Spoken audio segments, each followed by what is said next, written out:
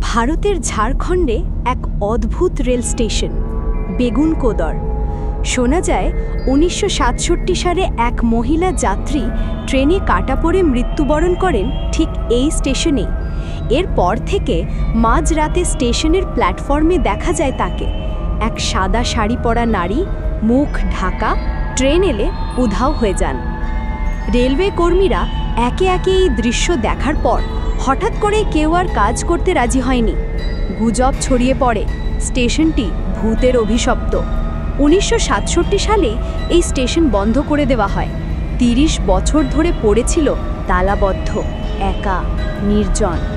২০০৯ সালে আবার চালু হলেও আজও লোকজন এই স্টেশন এড়িয়ে চলে, কারণ মাঝরাতে ট্রেনগুলোতে নাকি কেউ একজন সিটে বসে থাকে, কিন্তু টিকিট কাটে না, কথা বলে না, নিঃশব্দে তাকিয়ে থাকে।